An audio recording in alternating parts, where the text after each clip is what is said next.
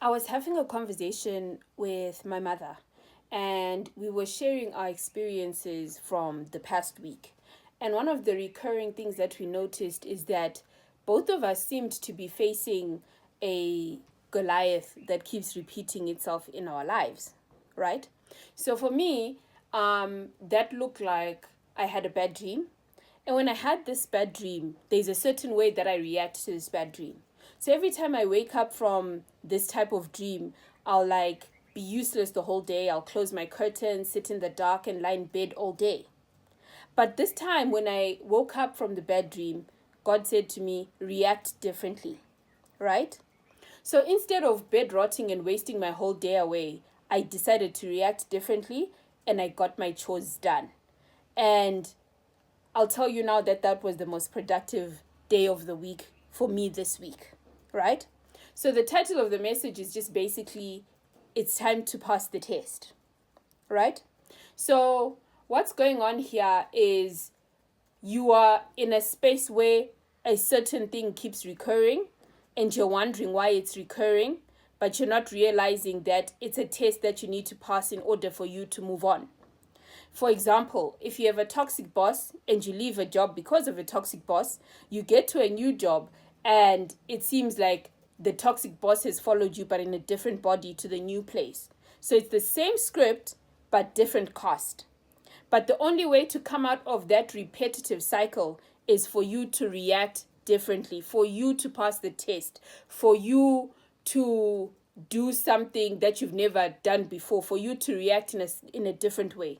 So, for example, for me, if the devil wanted to make me useless, the thing that he would have done is bring that dream, because he knows that every time I wake up from that dream, I am bed rotting the whole day. My phone is off. I'm not talking to anyone. I'm not doing anything, and I'm unavailable. So imagine an opportunity wants to come my way.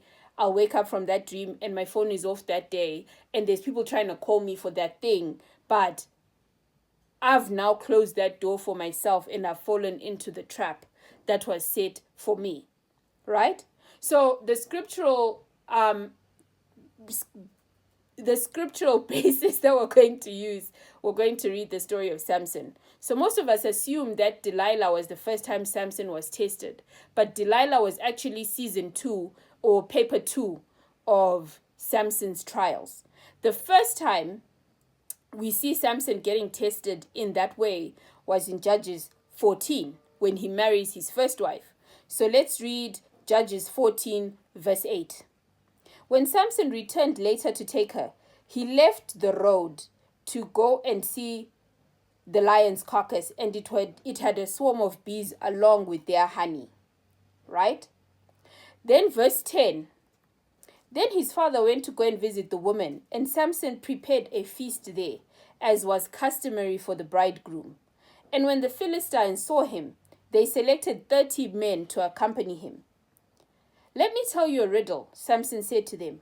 If you can solve it for me within the 7 days of the feast, I will give you 30 linen garments and 30 sets of clothes. But if you cannot solve it, you must give me 30 linen garments and 30 sets of clothes. Tell us your riddle, they replied. Let us hear it. So he said to them, out of the eater came something to eat, and out of the strong came something sweet. For 3 days, they were unable to explain the riddle. So on the 4th day, they said to Samson's wife, entice your husband to explain the riddle to us, or we will burn you and your father's household to death. Did you invite us here to rob us? Then Samson's wife came to him weeping and said, you hate me. You really do not love me. You have posed to my people a riddle and have not explained it to me.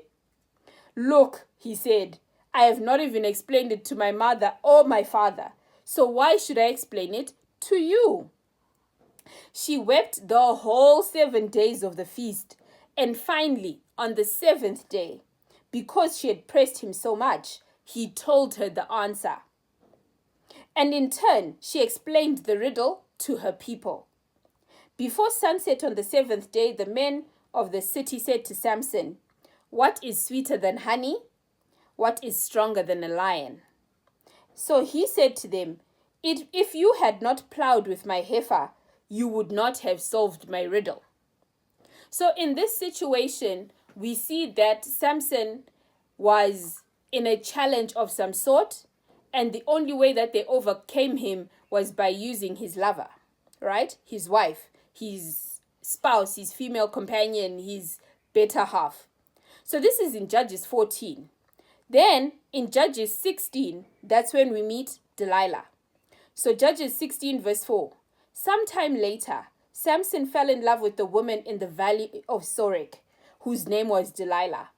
The lords of the Philistines went to her and said, entice him and find out the source of his great strength and how we can overpower him to tie him up and subdue him. Then each of us will give you 1,100 shekels of silver. So Delilah said to Samson, please tell me the source of your great strength and how you can be tied up and subdued. She asked him straight. She didn't even beat around the bush. She was about her money.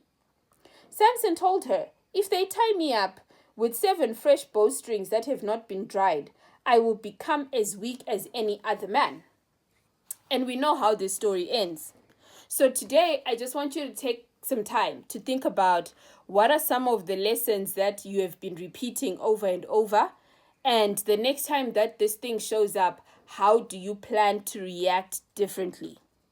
So the next time the toxic manager does the toxic manager thing, are you going to go and rant to your best friend who can't do anything about it? Or are you going to go to God and say, Lord, what do you want me to learn from this in this season? Because the lessons of God are like our educational system.